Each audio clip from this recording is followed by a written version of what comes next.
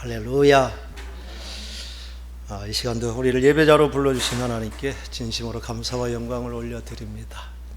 오늘 로마서 8장 28절에서 30절 주신 말씀을 가지고 중보자 성령님이란 제목으로 말씀의 은혜를 나누고자 합니다. 로마서 8장은 성령과 동행하는 그의 삶에 대한 기록이어서 다른 때보다 이제 많은 시간을 이제 할애해서 또 말씀을 나누고 있습니다. 오늘 주신 말씀하고 마지막까지는 정말 성령과 동행하는, 내주하시는 성령님과 함께 하시는 그 기가 막힌 그 삶을 이제 말씀해 주셔서 다음 시간에는 아마 정말 누구도 대답할 수 없는 그 위대한 5가지 질문, 그 답을 이제 예수 믿는 우리에게 약속하신 확실한 보증에 대해서 또 말씀을 나누게 될 것입니다. 그런 은혜를 준비하면서 오늘 주신 말씀은 우리가 어떻게 하나님의 사랑을 입은 자, 하나님을 사랑하는 자가 되었는지, 그 과정 가운데 성령님은 어떻게 우리를 도우셨는지 그것을 말씀해 주시고자 하는 것입니다.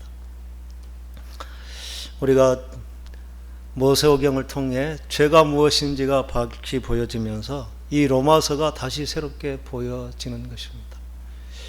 로마서 8장은 성령과 동행하는 삶에 대해서 우리가 생각하는 그냥 성령의 은사는 성령님을 받았다는 그것으로 끝나버리는, 그래서 실제적으로 성령님은 우리의 삶 가운데 매 순간 우리로 결단하게 하고 순종하게 하고 그 성령과 동행하는 삶을 요구하는데, 그러한 동행이 아닌 어떤 은사적으로 아니면은 거의 그냥 성령님 없는 우리의 의지의 싸움, 이렇게 살아가는 것이 우리들의 신앙의 대부분의 모습이었던 것이죠. 그래서 이 로마서는 사도 바울이 그 하나님의 은사를 경험하고 그 연약하기 때문에 하나님의 자녀가 될 수 있는 그러한, 마치 어린아이에게 그 몽학 선생이라고 하는 초등교사, 가정교사가 붙어 있어서 가르쳐 주고 인도해 주시는 것처럼 성령님은 그렇게 우리와 동행하시는 것입니다. 그래서 지난 시간에는 정말 이 땅에 있는 위대한 3가지 탄식에 대해서 성령과 동행하며 우리가 받을 은사가 얼마나 큰지에 대해서, 첫째는 만물이 탄식하고 구원받은 우리가 그 영화에 이르기 위해서 탄식하고, 또 성령님이 말할 수 없는 탄식으로 우리가 어떻게 기도할 바를 알지 못할 때 말할 수 없는 탄식으로 우리를 위해 친히 간구해 주신다. 또 우리가 성령님이 마음을 살피시는 하나님께서 성령의 생각을 아시고 또 성령이 하나님의 뜻대로 성도를 위하여 간구해 주신다. 이게 우리가 그냥 알지 못할 때는 우리는 기도하고 성령님은 그렇게 또 성령님이 우리를 위해서 따로 기도해 주신다. 그런 의미가 전혀 없는 것은 아니지만 사도 바울이 이렇게 말한 것은 성령님이 친히 우리 영과 더불어 기도하시는, 그것을 우리가 방언을 통해 영으로 하나님과 기도하는 것임을 지난 시간 말씀을 통해 나눴습니다. 그러면 행복한 우리 교회가 너무나 소망이 있는 것은 우리가 은사를 받는 것, 특별히 기도하기 위해서 방언의 은사가 필요하다는 것을 설교를 통해서 또 배우고 듣게 되는 것은 아마 우리 교단에서는 유일할 것입니다. 저도 신학교 다니면서 이 은사는 종결되었다는 그러한 가르침을 받았고, 은사로 인해서 많은 문제들이 있었기 때문에 은사를 말하는 것보다 그냥 없는 것으로 하는 것이 교회에 유익이 된다고 이렇게 많이 왔던 것이죠. 그래서 우리가 성령의 은사에 대해서 우리가 성령으로 아니하고는 예수를 주시라 할 수 없다. 예수님을 우리가 주라고 고백하니 성령님이 계신 것이고, 그 한 가지로 성령에 대한 모든 것을 퉁쳐버리는, 그게 우리 교단의 심각한 문제였습니다. 아마 이제 모세오경이 풀어지고 로마서가 또 깊이 있게 깨달아지면서 하나님께서 또 고린도 전서를 통해 성령의 은사들에 대해서 우리가 눈을 뜨고 사모하게 되고, 그게 입체적으로 맞아야 되는 것이죠. 진리의 말씀이 분별되고 정말 그게 구약의 사건만 아니라 신약의 복음으로 그게 증명이 돼야 되고, 또 성령과 동행하는 실제적인 그런 은사를 경험하면서 유익하게 함이라, 그게 우리가 하나님 자녀답게 살아갈 수 있는 실제적인 권세를 주신다는 그 은사를 받는 것이 마땅할 것이다. 그렇게 해서 소망 가운데 이제 금요 기도회는 이번 주 받을까 다음 주 받을까 저는 고대합니다. 그런데 어쩌면 하나님께서 확 불을 붙여주는 그런 기회도 있지 않을까, 그런 기대도 가지지만, 하나님은 이미 다 우리에게 주셨고 그 성령의 은사를 우리가 체험했을 때 그때 비로소 말씀이 보여지는 것이죠. 저도 방언 기도를 하기 전까지는 은사에 대해서 많은 그런 이미 경험한 사람들이 뭐 여러 가지 책으로 또 여러 가지 뭐 간증을 통해서 했지만 이해가 잘 되지 않았는데, 경험하고 나니까 그게 분명하게 깨달아지는 그런 은혜가 있었습니다. 오늘 주신 말씀에는 거의 성령이라는 얘기는 나오지 않습니다. 성령이 아니고는 이러한 일이 일어날 수 없기 때문에 너무나 당연한 것, 믿음으로 받는 것, 그런 것은 말하지 않지만 로마서 8장 자체가 성령과 함께하는 삶이 어떤 것인가를 사도 바울은 구체적으로 얘기하는 것이죠. 이 하나님을 사랑하고 하나님의 그 뜻대로 부르신 자들 모든 것이 합력하여 선을 이루게 된다. 이 모든 것이 되게 하시는 것은 성령의 감동과 성령의 능력을 통해 이루어지는 것이다. 이런 배경 설명을 아마 하지 않아도 성령이 아니고는 이러한 일을 할 수 없다는 것을 로마서 8장에 기록한, 그래서 로마서 8장은 모든 말씀의 근거에 성령과 함께 하심의 삶이 전제되어 있다고 우리가 이해를 해야 사도 바울이 전한 복음의 핵심을 보게 될 것입니다. 오늘 우리가 알거니와 하나님을 사랑하는 자 곧 그 뜻대로 부르심을 입은 자들에게는 모든 것이 합력하여 선을 이룬다. 우리가 많이 암송하고 참 좋은 말씀입니다. 하나님을 사랑하는 자, 하나님의 뜻대로 부르심을 받은 자, 여기에 우리가 개입할 자리가 있습니까? 우리가 어떻게 하나님을 사랑을 받는 자리에 우리가 서게 되었을까요? 구원이 우리에게서 일어난 사건일까요? 내가 예수를 믿고 고백했으니 그게 내게서 시작된 일입니까? 오늘 이 말씀 가운데는 정말 우리의 구원이 어디서 시작되었는지, 왜 하나님의 사랑을 입은 자 되었는지, 이게 창세전에 예정하신 하나님의 은혜가 아니면 안 된다고 하는 그 깊은 고백이 들어있는 것이죠. 사도 바울은 에베소에서 예정에 대해서 말씀했습니다.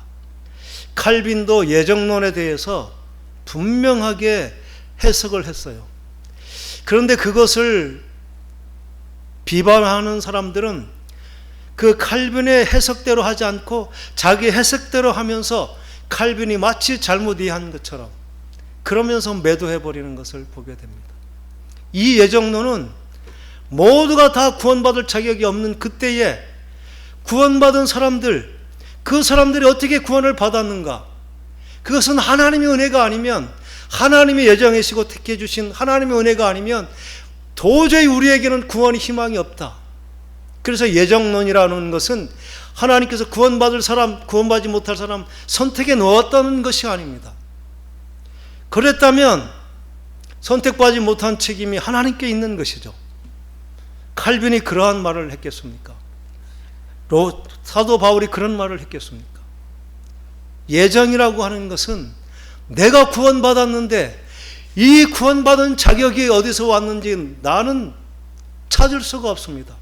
하나님께서 미리 나를 작정하시고 예정하시고 구원해 주신 그 은혜가 아니면 내게는 합당하지 않습니다. 그러한 구원받은 자의 고백이 하나님의 예정으로 나를 구원해 주셨다는 고백이지, 우리가 칼빈의 예정을 잘못하는 것처럼 하나님은 구원받을 자 못 받을 자를 예정해 놓으시고 구원받은 자는 잘못하더라도 구원하시고 구원받지 못할 사람은 아무리 노력해도 구원받지 못하게 한다. 그거는 하나님이 공의의 하나님이 아니죠. 한 번도 그렇게 예정을 말한 적이, 사도 바울도 그렇게 말하지 않았고 칼빈도 그렇게 말하지 않았습니다.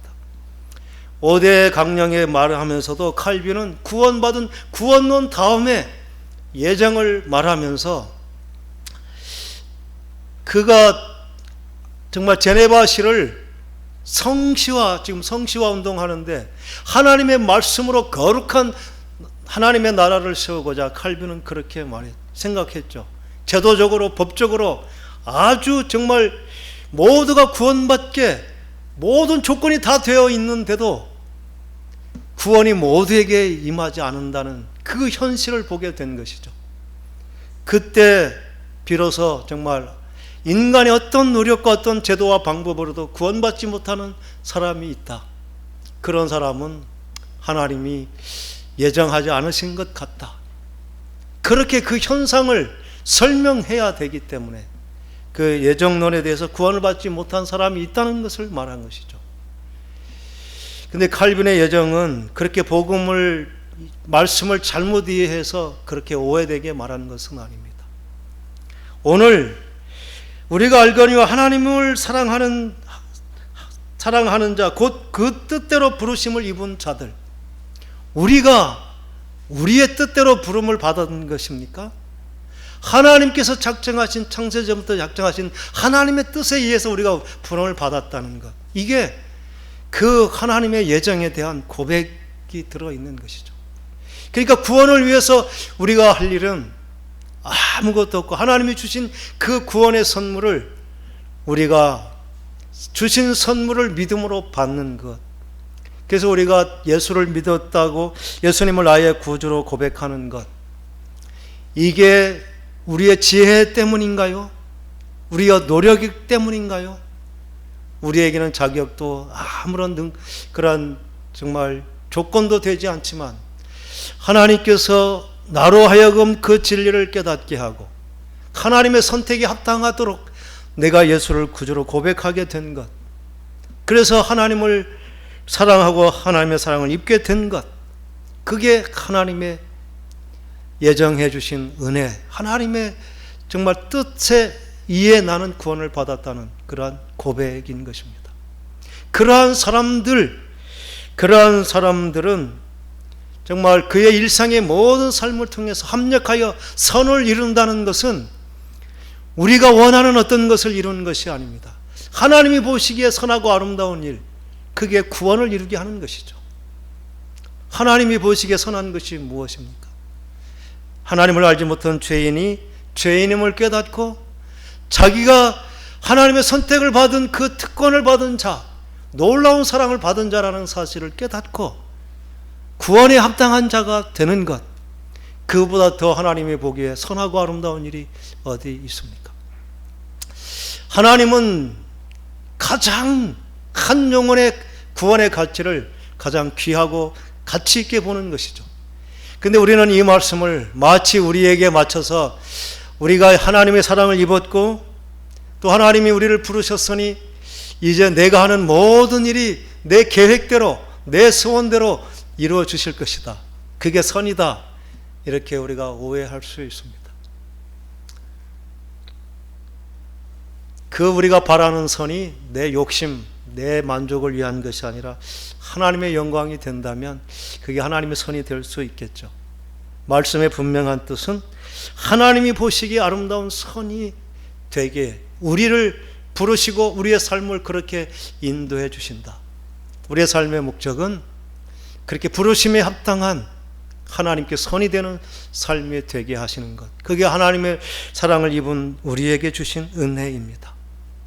그러면서 우리를 부르신, 그렇게 하나님을 기쁘시게 하는 자로, 선을 이루는 자로 부르신 목적에 대해서 29절에 말씀하는데 함께 읽어보겠습니다. 하나님이 미리 아신 자들을 또한 그의 아들의 형상을 본받게 하기 위하여 미리 정하셨으니 이는 그로 많은 형제 중에서 맏아들이 되게 하려 하심이라. 하나님이 미리 아신 자가 누굽니까? 우리들이라는 것이죠. 그리고 하나님께서 미리 정하신 자, 그게 누굽니까? 바로 우리들입니다. 하나님께서 어떻게 우리를 그렇게 미리 아시고 또 미리 정하셨을까요? 사도 바울은 그래서 창세전에 나를 선택하셨다고 사도 바울의 고백이 그것입니다. 예정론이라고 하는 것은 이러한 고백입니다. 하나님께서 나를 미리 아셨고 나를 정하셨고 나를 택하여 주신 은혜, 그 은혜로 내가 이제 하나님의 사랑을 입고 구원받은 자가 되었다는 고백입니다. 그렇게 하나님께서 해주신 이유는 그들을 또한 그의 아들이 누굽니까? 그의 아들 예수 그리스도, 그의 아들의 형상을 본받게 하기 위하여, 예수님을 닮게 하기 위하여, 형상이라고 우리가 창세기 하나님의 형상대로 그 하나님을 닮은 그런 내적인 닮음이라고도 말했대. 그 의미와도 같습니다. 예수의 형상을 닮다는 것은 예수의 마음, 예수의 인격, 예수를 그대로 닮는 모습. 그러니까 우리로 하여금 예수님의 형상을 본받게 하기 위해서 우리를 미리 아시고 정하시고 그렇게 택하셔서 우리로 하여금 어떤 자가 되게 하시겠다고요? 그로 하여금 그가 예수 그리스도인데 예수 그리스도를 많은 형제 중에서 예수님이 맏아들이 첫째가 되게 하려 하십니다. 이 말씀은 좀 돌려서 한 말이죠. 그러면 우리는 뭐가 된다는 것입니까? 그 예수님의 동생들이 되게 하시겠다. 이 사도 바울의 고백은 그렇게 위대한 것입니다. 하나님께서 우리를 부르신 것은 그냥 우리가 정말 친구를 잘 만나서, 아니면 내가 어떤 몸에 정말 피할 수 없는 어떤 질병이 있어서, 우환이 있어서 예수를 믿었다 생각하지만 그게 아니라는 것입니다. 하나님께서 우리를 미리 아시고 정하셨고 택하시고 처음부터 우리를 부르실 때 그냥 이 땅에서 구원받은, 그냥 살다가 끝나는 인생이 아니라 예수 그리스도를 본받아서 예수의 동생이라고, 어떻게 비교가 될 수 있습니까? 예수님은 피조된 피조물이 아닙니다. 하나님과 동등된, 하나님으로부터 나신 분.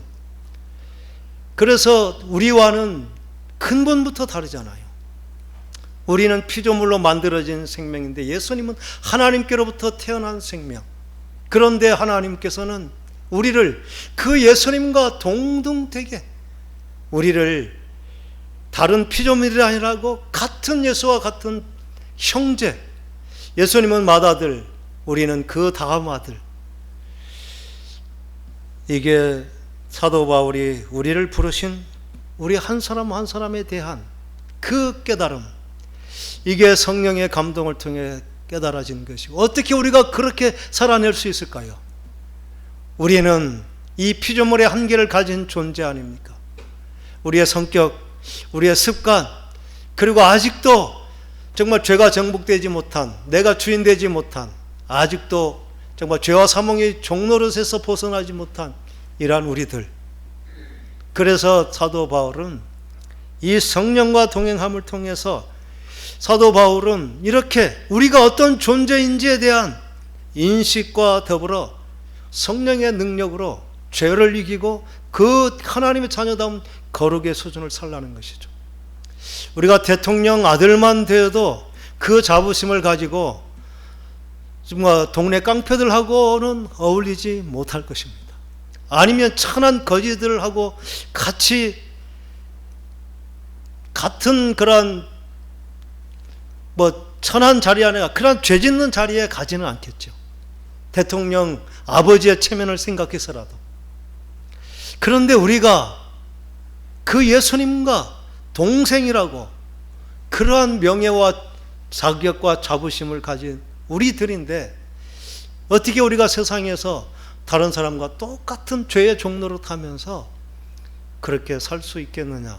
사도 바울은 그렇게 우리의 인격의 삶을 왜 당당하게 우리가 죄를 이기고, 우리는 그래서 사도 바울의 첫 고백은 이제 그리스도 예수 안에 있는 너희들은 더 이상 이제 죄와 사망에서 종로로 타는 자가 아니다.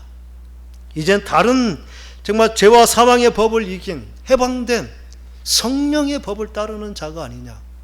그 성령과 동행하면서 이 거룩의 삶을 지켜가라, 이렇게 권면하시는 것입니다. 그러면서 사도 바울은 그렇게 우리의 삶의 완성까지를 말씀하신데 30절을 또 우리가 함께 읽어보겠습니다. 또 미리 정하신 그들을 또한 부르시고 부르신 그들을 또한 의롭다 하시고 의롭다 하신 그들을 또한 영화롭게 하셨느니라. 정하신 자가 누굽니까? 예수님을 구주로 고백하는 우리들이죠. 부르심을 입은 자가 누굽니까? 우리들입니다. 또 의롭다 하심을 입은 자, 우리에게 의로움이 없는데 예수 그리스도를 믿는 그것으로 우리를 의롭다고 이렇게 칭해 주신 것이죠. 의롭다 하는 것이 우리가 죄가 없이 깨끗하고 완전하게 되었다는 것입니까?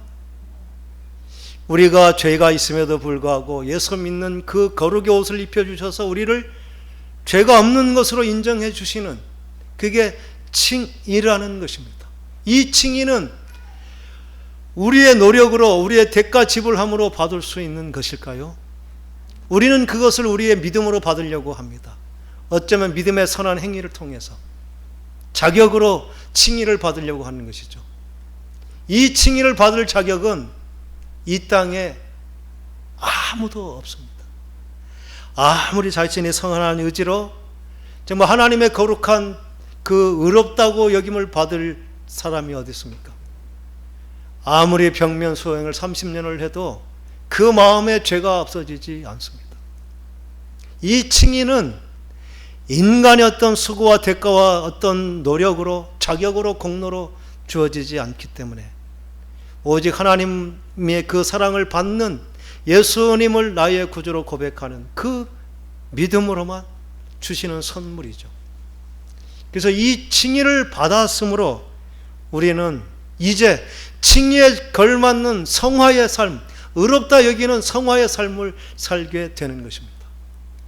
그런데 우리는 반대로 칭의는 받으려고 노력하면서 성화는 마치 그냥 기도하면 되는 것으로 기도만 하려고 해요. 칭의는 우리가 믿음으로 받는 것이고, 거룩함은 우리의 기도와 치열한 삶을 통해서 마땅히 드려야 될 거룩의 삶, 칭의를 받은 자의 합당한 삶, 그게 거룩한 성화의 삶인 것입니다. 성화는 우리가 노력으로 드려야 될, 우리가 삶으로 살아내야 될 삶의 내용입니다. 그런데 이 성화를 그렇게 우리의 의지의 싸움 없이 그냥 믿음으로, 지식으로, 신앙으로 받으려고 하는 것이죠. 성령과 동행하는 것은 그냥 우리가 믿음으로 죄를 이겼다고 해서 이겨지는 것이 아닙니다. 죄의 소욕이 있을 때 예수 이름의 권세로 선포하고, 또 내가 어떤 자인지 이 하나님의 아들의 형상이 저 죄와 타협하면서 내가 종로로 탈 수 있겠느냐, 그렇게 마음으로 다짐하고 결단하면서 죄를 이기는 그 거룩의 삶으로 우리의 거룩한 의로운 삶을 이뤄가야 되는 것입니다. 이 삶이 없으면 우리의 의인은 아직은 칭의만 받았지 거룩이 없는 것이죠. 이 거룩의 싸움이 있는 것, 그래서 죄와 끊임없이 싸우면서 이길 수 있는 강력한 무기, 그게 바로 성령의 은혜입니다. 때로는 우리가 의식하지 못하고 정말 우리가 노력해도 안 되는 그러한 영적인 깊은 차원의 문제들, 그게 말할 수 없는 탄식의 기도를 통해 기도할 때 정말 내면에 힘이 생기고 그 중독의 문제, 깊은 상처의 문제, 이런 것들은 우리의 의지로만 되지 않는 부분들, 성령님이 말할 수 없는 탄식으로 우리를 위해서 간구해 주신다는 거 아닙니까? 그렇게 기도하면서 또 우리의 의지의 그러한 깨달음의 그러한 차원에 결단하고 행동하는 것을 통해서 우리가 이 의롭다 여김을 받게 되며, 또 우리로 어떻게 하신다고요? 영화롭게 하신다. 영화로운 것이 우리의 그 성화의 완성이죠. 완전한 거룩에 이른다는 것입니다. 이게 언제 이루어질까요? 예수님을 만날 때 우리가 이루어지는 것이죠. 그런데 사도 바울은 우리가 의롭게 지금 다 되었나요? 아직 다 의롭다고 여길 만큼 아직은 부족하죠. 영화되지 않았죠. 근데 사도 바울은 이 모든 것이 과거 완료형으로 이미 되었다 선언하시는 것입니다. 그러니까 우리는 이미 다 이긴 싸움을 싸우는 거예요. 하나님은 부르실 때 우리의 그 의로움의 가능성, 영화의 가능성을 보시고 미리 그렇게 선언하시는 거예요. 너희들은 의롭게 되었다. 너희들은 영화로운 존재다. 이게 성령님이 우리를 격려하시는 것입니다. 하나님은 그렇게 미리 예언적으로 우리에게 칭함을 주시는 것입니다. 하나님이 모르실까요? 우리가 정말 작은 그 의의 싸움에도 항상 넘어지고 타협하고 자꾸 재고, 그래서 정말 알면서도 비참하게 우리가 얼마나 정말 믿음에 실패하는 삶을 사는지 아시면서도 사도 바울은 의롭다, 이미 되었다, 그뿐만 아니라 영화롭게 되었다, 이렇게 말씀하십니다. 이게 성령님이 우리 안에 끊임없이 하시는 것입니다. 이 완성된, 보장된 그 선언이 있기 때문에 오늘 우리가 설 수 있는 것입니다. 만약 우리의 수준만큼 말씀하신다면 아마 우리는 우리를 보고 지쳐버렸을 거예요. 그래, 너는 안 돼. 그렇게 사탄이 부추김에 우리도 동의해 버렸을 것입니다. 하나님은 처음부터 우리의 약함을 아시고 그렇게 완성으로 선언하시는 거예요. 너희들은 그냥, 그래서 하나님이 미리 정하시고 아시고 부르시고 택하시고 거룩하고 의롭게 하시고 영화롭게 하셨다. 이미 과거 완료형으로 선언하는 거죠. 되었다고. 이게 우리를 향하신 하나님의 선언입니다. 우리는 그렇게 된 줄로 이제 믿고, 우리는 어떠한 사랑을 받았는지 이제 31절부터는 정말 누구도 대답할 수 없는 위대한 질문. 하나님이 하셨습니다. 아니면 답이 안 되는, 누구도 줄 수 없고 누구도 할 수 없는, 거역할 수 없는 그러한 정말 위대한 사랑을 받은 자, 그게 성령과 동행하는 우리들의 삶이라는 것입니다. 그래서 성령님은 우리가 완전할 때, 완성되었을 때 우리의 신앙이 합격이라고 보증으로 주시는 게 성령이 아니라는 것이죠.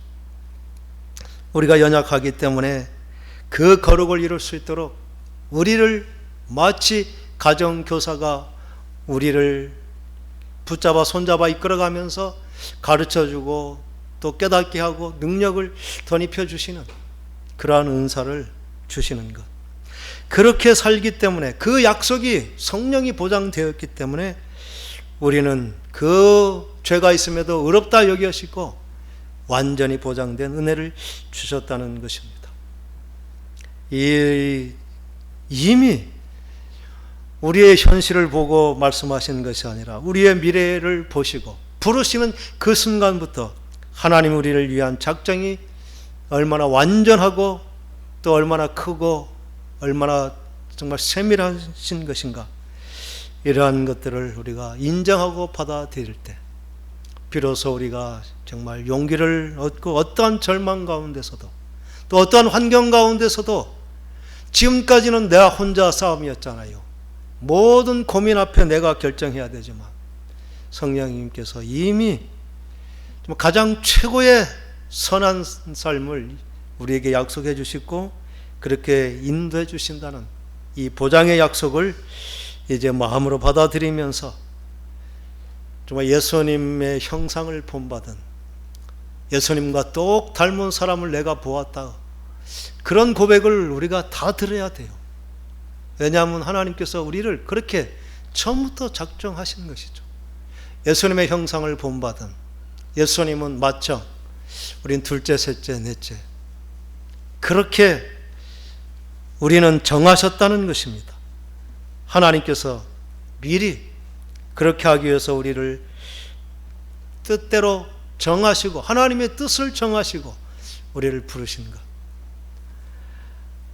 이 사랑을 입은 자, 우리의 고백도 하나님의 말씀과 동일하게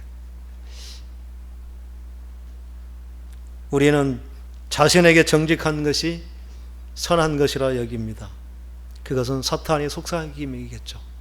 처음부터 우리는 어떠한 분인지 하나님이 아시고 부르셨으니 우리의 생각보다 하나님의 말씀에 아멘하고 순종하는 것, 그게 하나님을 향한 바른 우리들의 응답입니다. 참 사탄은 교묘해요. 우리가 겸손한 것을 가장해서 하나님을 대적하게 하는 것입니다.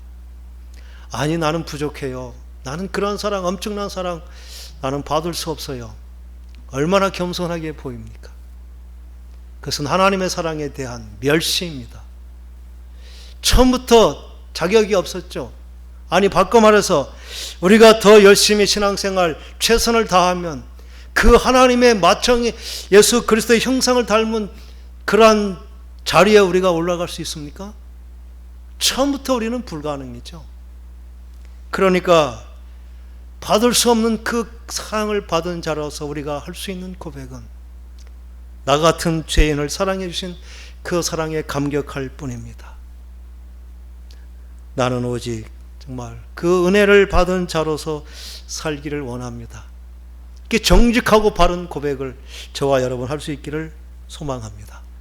기도하겠습니다.